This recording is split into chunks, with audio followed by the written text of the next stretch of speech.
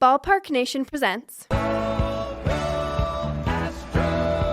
Welcome to Go Astros, your look at the two-time World Series champions from three guys who have been here since Art Howe had hair.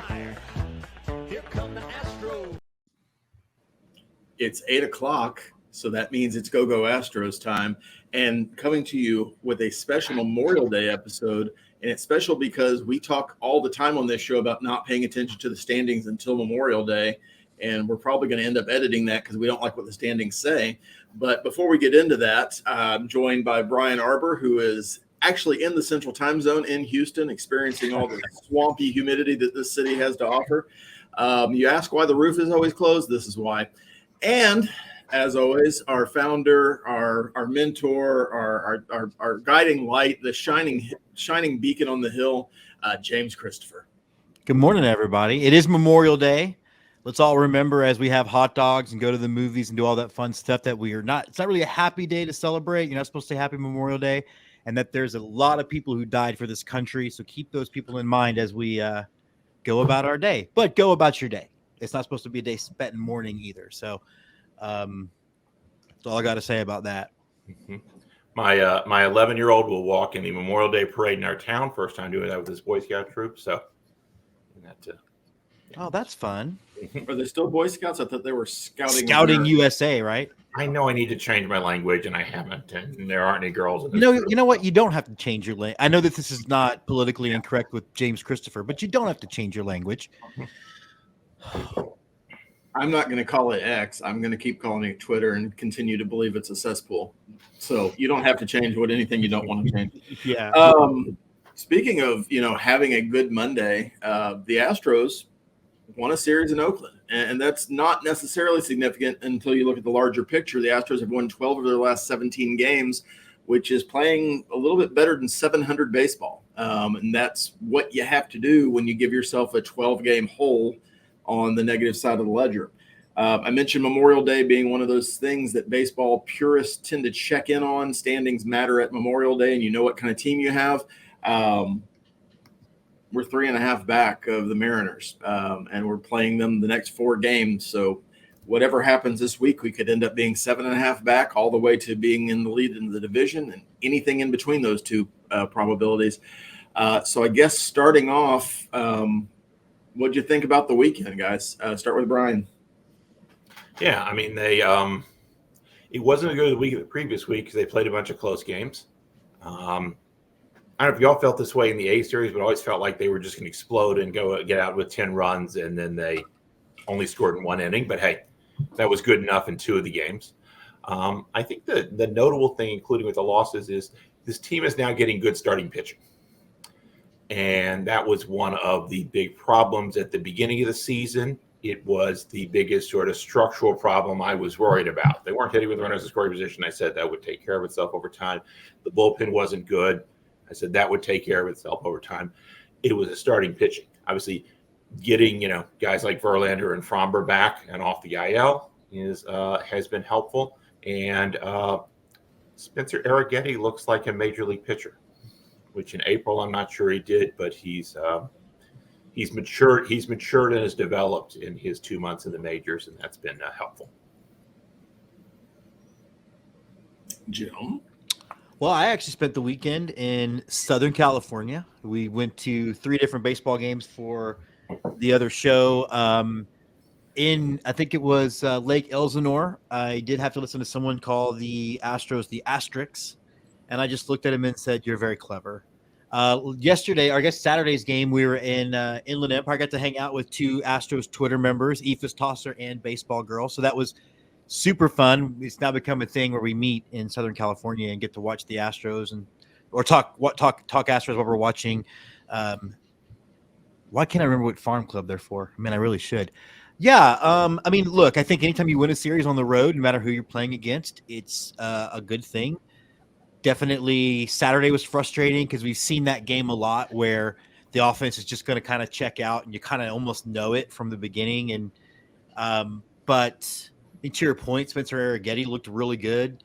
The pitching has looked good, and the offense outside of really one spot it's not even it's obviously looking much better, but it's also picking each other up. And I kind of dig the fact that we're starting to see one player kind of dominate a game when maybe some people aren't. Like Myers the other day kind of really dominated that game. So yeah, I think all in all, you got to feel really good going into Seattle. And I know that games yesterday don't matter and games tomorrow are a different thing, but they struggled pretty heavily in Washington. And I keep trying to like look for game inside the game, and they had a long flight to make after that game was over back to Seattle, whereas the Astros had a little trouble down. So I don't know if that's going to affect anything, but I think I think you should see a split this week. Well, but you go back in time when you go to Seattle in more ways than one, so you gain energy and youth. I've been told in the Pacific Northwest. You're our local Seattle fan, though. You're a big fan of the city. I'm a fan of the city. I'm not necessarily a fan of all the residents, and it's a lovely ballpark. I don't like the team that plays inside it. So yeah, it's life has a lot of different shades of gray that you have to deal with there. But yes, Seattle can be rejuvenating. But yeah, that's a long flight from DC in the SeaTac that the Mariners are going to have to deal with. They do have the benefit of really good starting pitching, so I think that's going to be an interesting series to watch. I think, leaving Seattle 3.5 back isn't going to be the end of the world, although some of our fan base is going to feel like it is because there'll be 2 losses in there and can't cope with that. But the Astros aren't in a great position, but I think they're in a good position considering where they started the season. There are still some holes. There are still some issues, clearly, because you're 5 games under 500. One of those we mentioned, the starting pitching has gotten better. It's improved. It's been more consistent, but the bugaboo with injuries is still kind of hanging over us. This weekend, Jose Urquidy in a rehab start. I think this is beyond forearm discomfort now when you cannot pick up a baseball. Yeah. And, the joke has always been the Astros use discomfort for everything. But if you watch that clip that was floating around the internet Saturday, that was hard to watch because that wasn't just I'm feeling some tightness in my forearm. That's I can't pick up a baseball. That gave me 2009 Colt McCoy vibes, actually, like the story of him. Oh, I can totally play, and then not being able to actually throw the football 5 yards. It's definitely the flashback I got for that. And then in addition to that, it was reported by the CBS local affiliate that Christian Javier is experiencing some forearm tightness and did not throw his regularly scheduled bullpen session. The Astros are considering him day-to-day, which I guess we all are at some level. There has been a lot of counting on the pitching getting better and guys starting to come back. And I guess we throw Lance McCullers Jr. in there, who has started throwing sinkers from a rubber in a bullpen periodically. We're sort of seeing film clips of that.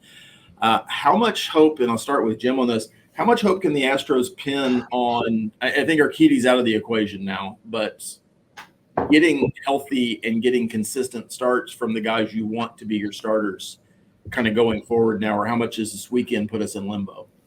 Well, okay, so Javier is a blow no matter how you look at it. And when I hear forearm tightness, I immediately go to, well, we'll see you in 2026, I guess, at this point. Obviously, that's me being a kind of a worrywart. And so I'm not a doctor, and I didn't even play one on TV. The Urquidy thing is a little interesting to me because Urquidy is always that name that people think might be the guy that gets traded. Like, I don't think outside of his playoff prowess where he sort of steps it up, I'm sure Brian will, he's about right. He's about an average pitcher, right? He's not, he's the back of the rotation kind of guy. Really needed him more for depth than anything else. And the Javier thing adds to it. But, Javier's had a kind of a hit and miss season. So we don't know if something's been bothering him, but I think if you lose him for any amount of time, more than say 2 starts, then I think that's a really big blow. Fun fact: Jose Urquidy career ERA plus 104, 4% better than average. So basically, a league average pitcher over his career. And his role on this team was predominantly going to be to provide depth for the 5 starters are fine if they stay healthy, and we're kind of worried about sort of innings for both Hunter Brown and Spencer Urquidy later on in the season. So it's not it's a blow in that sense, in that you sort of lose some depth here. JP France is also injured down in AAA, so you can't call on him. They signed a guy named Eric Lauer to a minor league contract, and we may see him at some point because he's the best of what's left. Yeah, right. He's better than Blair Henley, I think I would say. But it's possible the 3 of us might be better than Blair Henley the way it went for his first start. Though. I looked sharp on the mound in San Bernardino. I'm just telling you, I could sink on my sinker. Mm-hmm. Good. I mean, I know you'd put the Sox up high, and that would help. That get you an extra mile per hour on your fastball too. So that's always part of this year. Yeah, the Javier injury is worrisome. The reading between the lines is that it's not that big a deal, but no pitching injury is not that big a deal. And he's been not fully right all season. He's been hit and miss, as you said. So, at one level, you'd like them to put him on the IL for a month, let him rest, let us get his body healthy. At the other level, it's not clear they can afford that, particularly they can't replace him with Jose Urquidy now. Yeah, it's interesting. Urquidy, to me, is, as Brian said, he's a depth piece. But when you have question marks around Hunter Brown and up until recently, honestly, Spencer Urquidy's been kind of a question mark. You lose the option of putting a guy in who can get you 5 or 6 innings in a game. And that's what Urquidy's role would have been. That's not a thing we get anymore. We've had the pleasant surprise of Ronel Blanco, who, yesterday pitched another really, really good game. But you're running out of those kind of guys in the organization who are going to give you surprise seasons, because we're just running out of guys who have the ability to give you a surprise season, frankly. So Urquidy's a blow, not as big as Javier could potentially be. I always worry, and some of this is just anecdotal, but it feels like with pitchers especially, even if you dodge that first forearm tightness, there's going to be another shoe that drops later in the season. This is what happens this is what happened this year with Urquidy.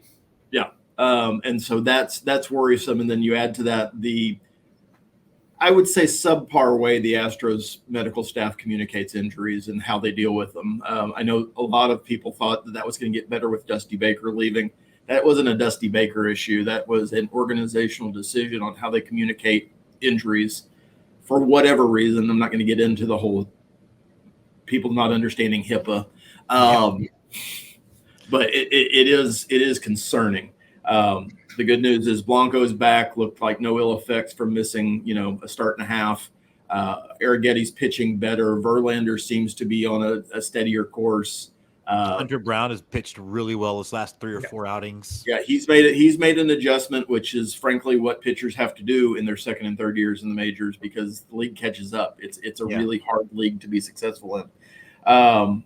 Speaking of catching up and making adjustments. But before we get there, real quick, though, I think one bright spot, though, guys, is losing Urquidy sucks, but at least we're losing him closer to the trade deadline, where I think you can actually replace him with – you just need a guy who can give you 5 or 6 innings, and I think those guys will be able to be had cheap. And so there's that bright spot of it. I do think losing Javier really does change the outlook of lots of things, but, we'll see. Well, and we also, Luis Garcia and Lance McCullers are out there and may join us in the second half of the season. I'm using some very cautious language here, particularly when it comes to McCullers, because as we've discussed many times in this podcast, we've seen a lot of Lance McCullers' recovering stories. Those are well covered in Houston media, and I adopt the position I always have is like, I will tell me when he goes on the rehab assignment. I don't care about anything till then. You can do a lot of things with AI, and you can't tell me that any of these bullpen sessions haven't happened over the last 4 years. I mean, you can't. They put an updated jersey on him. They moved a little Major League Baseball patch from above the collar to below the collar. So you're saying we might see Sasquatch before we see Lance McCullers back on that. Astros fans have been wondering if they're going to have their edge now that they've moved past, Jeff Luhnow and James Click to a more traditional GM. But these advances in AI is the next frontier in baseball front office. And the fake Lance McCullers is at the top of it. All right, the nerds are back in charge. Dana Brown don't do no AI. To the other side of the battery, though, a player that's probably a little bit concerning to some fans, Yanier Diaz. And I'm not down on Yanier at all, but I wanted to kind of talk about this among the three of us because there were a lot of people projecting him to hit 40 home runs. And when I say people, I mean fans. I'm sure Brian's going to come at me with the actual projections for his season. But I would say even the conservative projections, he has so far underperformed offensively. How much of that is the free swinging Yanier Diaz that we were fascinated with and frustrated with last year? And how much of that is it's really hard to be an everyday catcher in Major League Baseball? And I'll start with Brian on this one. It's both. It's a little of both. He's always going to be limited as an offensive player because he swings so much.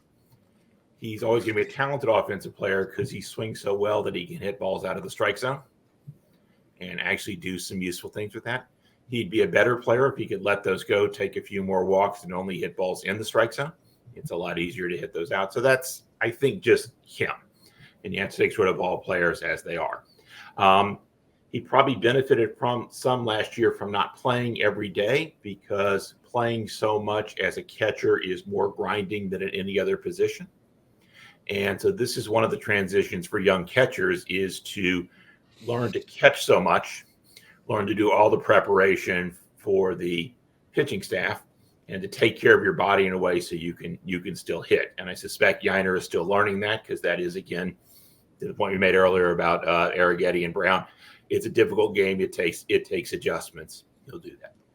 Broadly, his skill set's really good. He's probably hitting, he's probably because he's below reasonable expectations.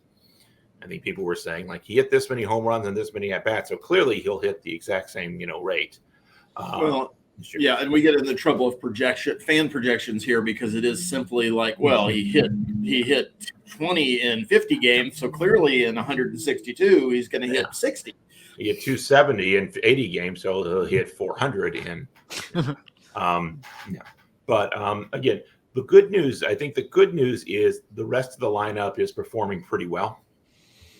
And that's something they've been able to absorb. There's one or two sort of spots, but getting good performance in particular from Jake Myers this year has sort of made up for the decline we've gotten from Yanier. I don't expect Jake to hit this well all season. I'm a big Jake Myers optimist, but I'm not this much of a Jake Myers optimist. I'm a Yanier optimist in this sense, is that I believe his skill level is higher than what we've seen, and he'll have a big stretch at some point in the season. And we'll be happy when we get there. Yeah, I think one of the things that I always come back to, it's like Tony Romo, right? When a guy comes out of nowhere and has some good moments, it's not hard to believe that maybe they will regress to some degree. I think a lot of that's happening, Andy. Like you said, people now have the book on Yanier. They know they can throw pretty much anything out of the zone, he'll swing at it.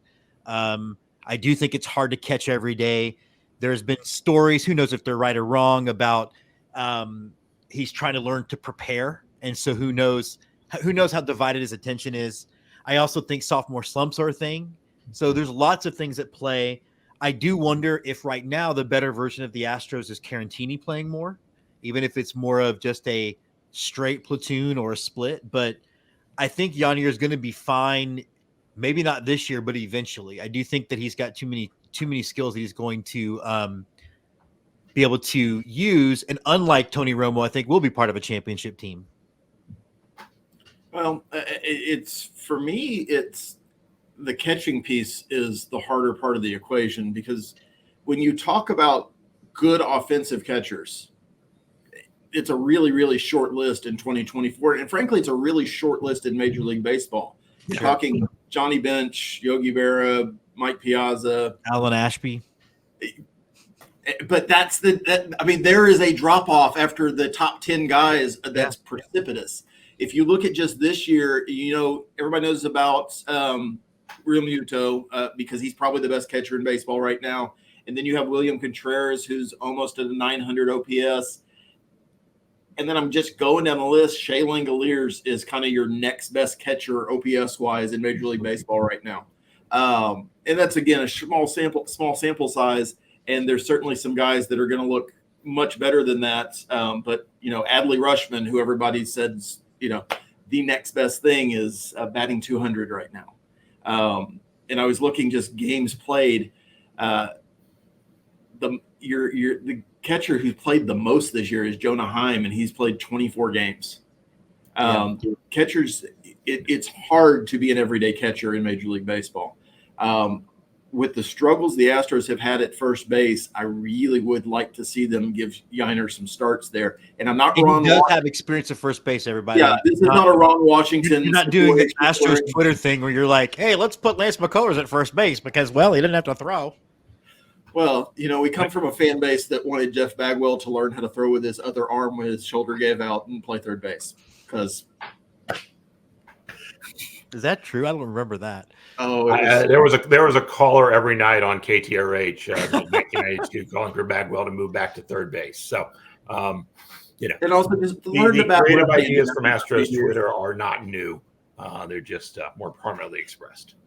Yeah, and I'm not down on Yanier at all, but I just some of the math people who got really excited about what his projections are, and this is not a Pagoda projection. This is not a Bill James type projection, but just if you do the rate projections, it's from their testicles projection. They're like, my balls telling me this is going to happen.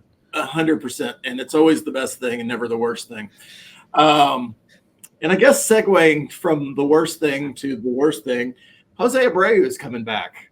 Joey Loperfido was optioned last night back to AAA, which frankly is a better opportunity for him. I know he doesn't feel that way right now because it's a whole lot better to be in Seattle than wherever Sugarland is going today. But he gets to play every day. He needs to play every day. He wasn't playing every day, and it's hard to argue that he should be playing over Jake Myers or even Mauricio Dubon at this moment in time. But I think he had a good showing. I think nothing that he did would discourage the Astros front office from what he can be as part of this franchise at the major league level, and he has a lot of stuff he can build on. Having said that, the corresponding move to him being sit down is Jose Abreu is coming back from Florida or Sugarland. And I'm going to pretend just Florida because he did nothing in Sugarland while he was there. Brian has written a Substack article this morning. I unfortunately was en route and did not get a chance to read it. But Brian, if you want to give us the lowdown on all things Jose Abreu. Yeah. It's hard to be optimistic about Jose Abreu. There was some happy talk from Abreu himself and from Dana Brown and Joe Espada about him having good at-bats and him being, being more relaxed and being himself, which I guess is a good thing. It's a good thing, but hard to believe he's actually improved. I hope I'm wrong. I think we all do.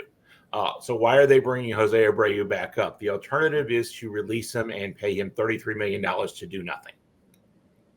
So when they sent him down, they essentially made an agreement with him. It wasn't explicit, but, we'll do this. Here's his plan for you, and we'll bring you back, about now, presumably. I don't know if they had a specific date. There's no way Jose Abreu went down without a guarantee he would come back up. Yeah, absolutely. It's the second reason is it's easy for me to say they should just eat the $33 million. It's easy for you guys. It's easy for any of our viewers or listeners to say they should eat the $33 million because it's not our $33 million. It's Jim Crane's $33 million. The other complicating part is the head of baseball operations who signed him, the person that Dana Brown and Joe Espada have to say, this is the guy who screwed up and we need this mistake to be to go away and just, assume it and move on, is Jim Crane. And this isn't a Jim Crane thing. This is when your boss does things that are dumb, convincing him that it's dumb is not an easy job for any employee. I think we've all tried to do that with limited success, with the key on limited here. So they kind of have to bring him back, and we'll see how long it lasts, and we'll see how long Jim Crane is willing to pay him to be worse than a replacement player. Obviously, the best case scenario is I'm completely wrong about that, and Jeff Bagwell completely fixed him, and we can go back to loving Jeff Bagwell again. Hey Jim, how did it go when you tried to tell people in the Army that your superiors in the Army that they were doing something boneheaded? Actually, quite well, because I was always assigned new lieutenants out of college, so that was it's a bad example. Brian's always talking on the show about how he doesn't want to play psychologist, and I think you're playing psychologist at the end there. I'm not sure. We don't know if Jim. First of all, everybody wanted it. Everybody wanted Jose Abreu signed. We've covered that on the show. And the only way to get him was to give him the third year. There was a bidding war for him. They right. It was almost a no-brainer, and we would have been mad. We don't know if Jim Crane is in some massive case of denial on this or not. We won't. I don't know that we'll ever really fully know. I have a feeling this leash is going to be short. I have a feeling that the writing is on the wall to some degree, even if it's him just sort of becoming the new Drew Hensley or whatever his name is, and sitting on the bench and never playing again. Greg Kessinger. His name is Greg Kessinger. Whoever. His name is Robert Paulson. So I think we don't know any of what's going on there. I have a feeling, and this is me getting conspiracy theory or article, whatever that is. I think that them sending him against Seattle's pitching staff is not an accident. I almost wonder if they are going to see. We're going to find out in 4 days what he has left, and I have a feeling he will not be the starting first baseman if he does not play up to an acceptable level of play. I cannot imagine ego allowing this thing to fall apart because a first baseman's not hitting. And we've seen what the team looked like when he was playing versus what they haven't. And I don't know if somebody has numbers on what the record is post and pre losing Abreu. I don't like these. Better. It's been better. And you look, obviously, and I do think there's a portion of Astros fan base that's kind of hoping for him to fail. And I don't think any of us on this show are hoping for him to fail. I mean, he seems like the nicest guy, and he seemed like he's saying all the right things, and it would be great for him to come out and just be the Jose Abreu of last September. I just don't know that he's going to. Yeah. No. That is absolutely the hope, right? And there's a lot of skepticism. I cited a lot of people on Astros Twitter who are skeptical, and I know it's not just Astros Twitter. I hope we're all wrong for obvious reasons, because, as you said, we saw last September and particularly October that if Jose Abreu is right, he's a big contributor in this offense is a lot better. So that is my hope against hope. And I think it's the Astros' hope against hope. But, we'll see. We'll see how long the leash is, because it's the financial piece is, I am playing psychologist. I will absolutely accept that criticism. But I think it's not a criticism specifically of Jim Crane. It's a criticism of, hey, if you got to pay $33 million for somebody to do nothing, no boss wants to do that for obvious reasons. They always need clerks on the fourth floor concession stand. There's always a thing, though, to Brian's point. One of the tea leaves we can read, according to Chandler Rome, is where does Loperfido play when he goes to AAA? Yeah. And if he's not getting reps at first base, it means that we're going to be stuck with Abreu for a lot longer.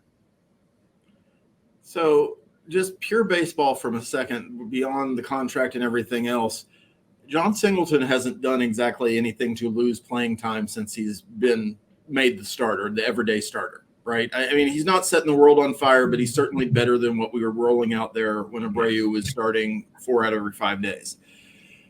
From a pure baseball standpoint, you're facing Bryce Miller, Luis Castillo, George Kirby, and Logan Gilbert in the next 4 days. All those guys are right-handed. I'm struggling right now remembering. They are correct.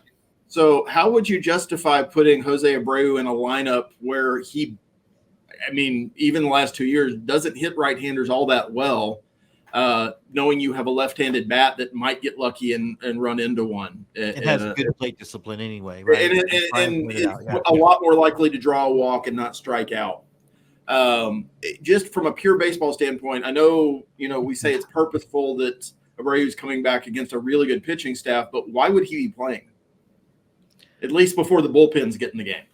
I don't know, but to me, it seems like they're planning on playing him, because I don't understand why he didn't get a few more starts in Sugarland and then join them at the beginning of the next homestand, where you might have given him a softer landing. This almost seems like cruel and unusual punishment to me, because I can't imagine they're not going to not start him.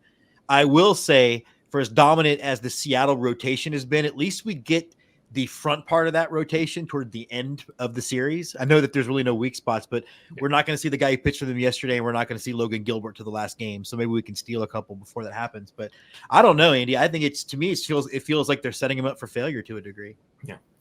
I'll make this argument here that I don't believe, but I will, give because I think it's an answer, which is that intrinsically we believe that Jose Abreu is a better player than John Singleton. And therefore, the only way you get him to be that player is to play him regularly and get him regular at bats.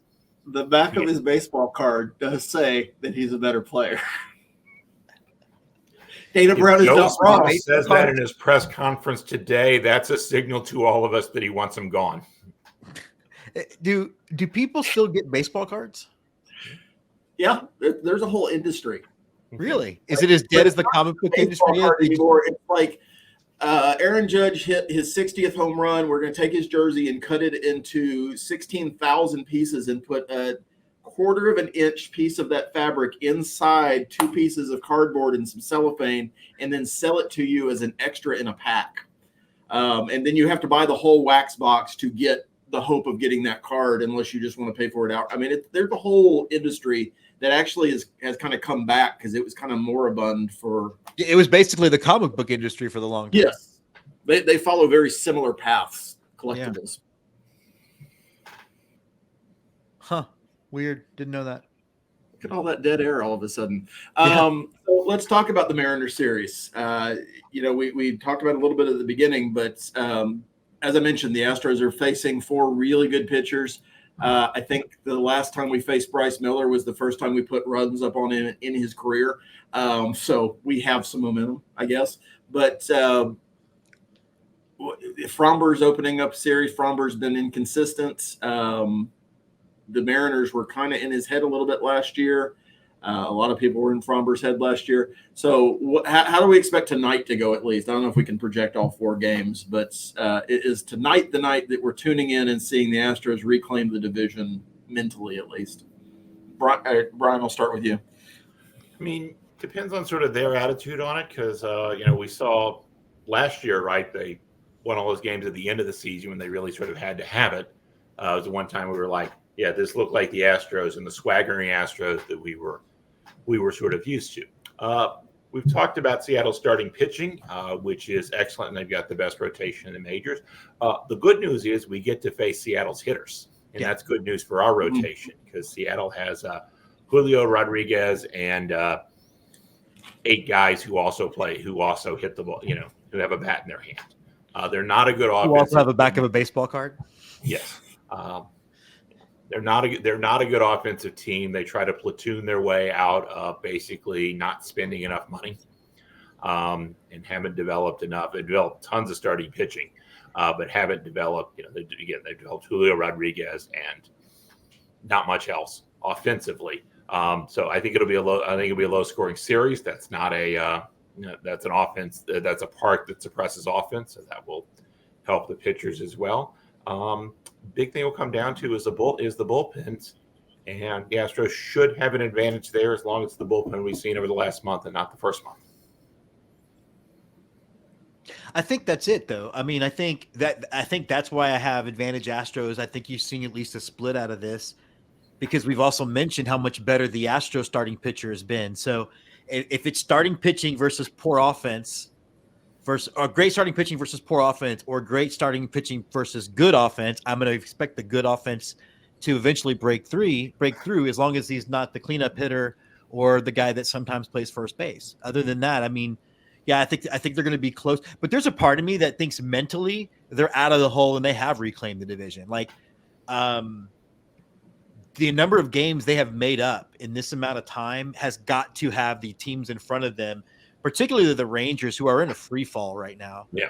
But both of those teams have to be. I know their fans are. Oh, great, the Astros are back. Like there's all that's been the reign over Twitter for the last week has been. Oh, great, those guys are back now. So, I mean, even Yankee fans are already like are conceding them losing in the playoffs. Like that's kind of where it is. So I kind of feel like the swagger's back. Yeah, it'll be interesting to see because the Mariners and Rangers certainly had an opportunity to put the Astros in a much bigger hole than they did. I think everybody, no matter how much despair you might have had when you were 12 or 13 games under 500, you knew eventually they were going to go on a little bit of a winning streak and eventually dig their way out. They've done that a little bit faster than I think some people expected them to. The fact that they could be, right under 500 by the end of the month, if the next 4 games go really, really well, that would be great considering where they started the month. It's going to be a tough series, though. You're playing on the road. The Astros have not been good on the road this year, although they just won in Oakland. I don't know if that's a major league team. It's not. And then, frankly, they're about to be a double-A team for a couple of years. So it's going to be interesting to see what happens going forward. And I don't think, as much as our fan base is going to put a lot of importance on this series, there aren't really important series in May. Right. Oh, totally. This isn't a September series to claim a playoff berth. This is making up more ground. You win 3 out of 4 games. That's a great week. You split. That's not bad. Anything below that kind of sucks, but it's not the end of the world. The one thing you don't want to do is get swept. You get swept, you're back 7.5 games. That's tough, and you've got to climb up that hill like Sisyphus again. And that is my Sisyphus reference for the day. Closing shots, parting thoughts, anything, guys? Well, I just think definitely this season, this series is going to be probably fun to watch, and it's going to be important, but nothing about this series necessarily cements anything for September. Like you said, the Astros still have a very favorable schedule ahead of them all the way to pretty much the end of July. And whatever happens, but there's always going to be time for either team to rebound from whatever happens this week. So it's not like it's baseball. It's not like you can just take a breath. You're going to keep playing. Yeah. And today will be a third of the season. And so it's a lot of baseball, but even more baseball to come. And the Astros had a terrible first 6 of the season and a much better. They're 16-10. In the second sort of 6 of the season, they get to a third today. And again, a lot more baseball to come regardless of what happens, though, I don't know. West Coast baseball is always kind of staying up late at night, always is kind of Luckily, I'm cool for that now. So. Yeah. I will give a shout out to something completely different. My alma mater, the Pomona-Pitzer Sagients, have advanced to the Division III College World Series, defeating East Texas Baptist this weekend in Marshall in a 2-game sweep. So we're now we've played East Texas Baptist twice this year, both times in Marshall. We're 4-5 against them. So I don't know how we are against the rest of the teams in the country, but we can definitely beat that school. So luck to the Sagients in Cleveland, where the D3 World Series is this year. At least East Texas Baptist has eternal salvation, because that's what they sell. As another little special shout out that has nothing to do with the Astros, congratulations to the Lady Longhorns softball team. That was a incredible super regional. They beat A&M 2-1, but both of the last 2 games were down to the wire. Either team could have won. Texas had that little bit. They proved why they were the number 1 team in the country right now. So congrats to them, but good season to the Lady Aggies, because that was a really good showing and a really good year in what is ostensibly the second year in a rebuild. So good job. And I guess College World Series pairings come out today for the regionals. So, well, and also, NCAAs. At a macro level too, I mean, don't sleep on women's softball, just like people were sleeping on women's basketball for the longest time, and that's woken up. Like, you can watch some really good softball if you find the right teams, and you saw that this weekend, so that was a lot of fun. Yeah, if only the NCAAs would stop trying to do regional matchups for television interest when they don't televise games. But that's a whole different story. Yeah. For Brian, for Jim, I'm Andy. Have a wonderful holiday. Think about why you have the day off, and go Astros. All right, guys. I'll get this